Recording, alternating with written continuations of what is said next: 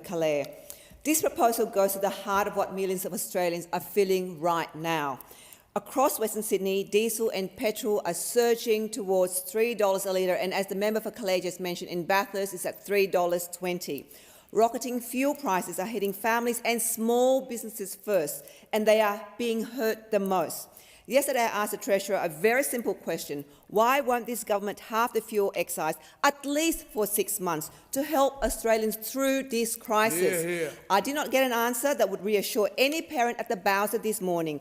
I did not get an answer that would reassure any small business owner trying to keep their vans and trucks on the road. What I heard was a government that is prepared to sit on its hands while Australians are pummeled by prices they simply cannot escape. Families and small businesses in Fowler, in south-west Sydney and right across Western Sydney and, of course, in regional area are being crushed by the cost of living crisis. And they are not being trimming or luxuries or excess. They're actually being hit by non-negotiable bills. They have to fill their tank to drive to work. They have to pay their high energy bill costs. They have to pay for increased food. These are all the things that they have to.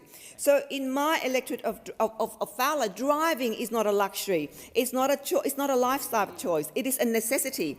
Public transport is terrible. We don't have proper public transport. Many workers start before dawn and finish late at night. They are frontline workers, they are aged care workers, warehouse workers, truckies, cleaners, delivery drivers, tradies. They keep the country running and simply cannot work from home. They cannot drive less. Every time fuel jumps 10 to 20 cents, it is a direct pay cut for them. And while this is happening, the Commonwealth Government is doing very well, thank you. On every litre of petrol and diesel, more than 50 cents goes straight to Canberra, plus the GST as well. Last year alone, the government raked in around $27 million in fuel excise.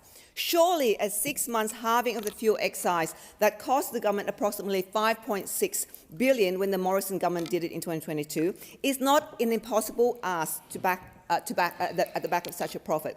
That is why I have been calling consistently for a temporary halving of the fuel excise. It is one of the simplest, fastest levers the Commonwealth can pull. It is deflationary while it is in place because it brings down one of the key prices feeding into everything else. It does not require an application form.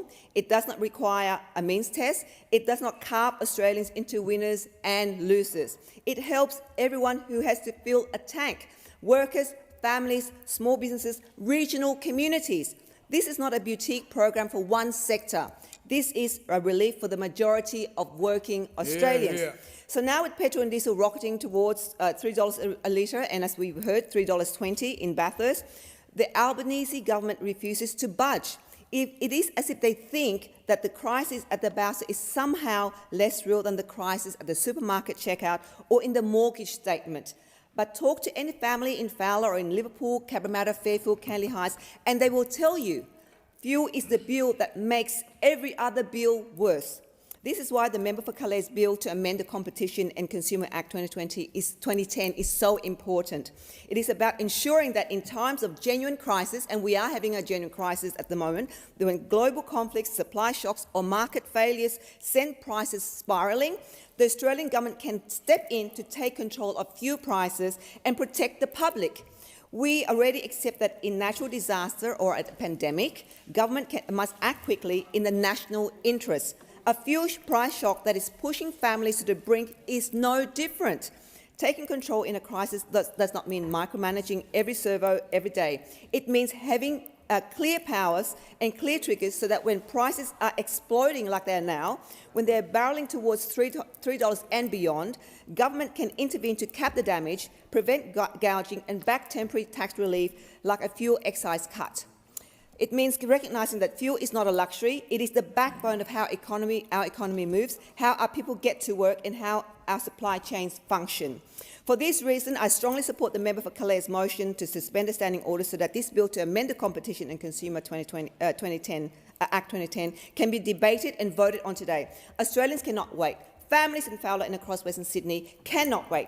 The time for reviews and excuses is over. The time for action, real immediate action, is now. I second the motion. I thank the honourable member for Fowler for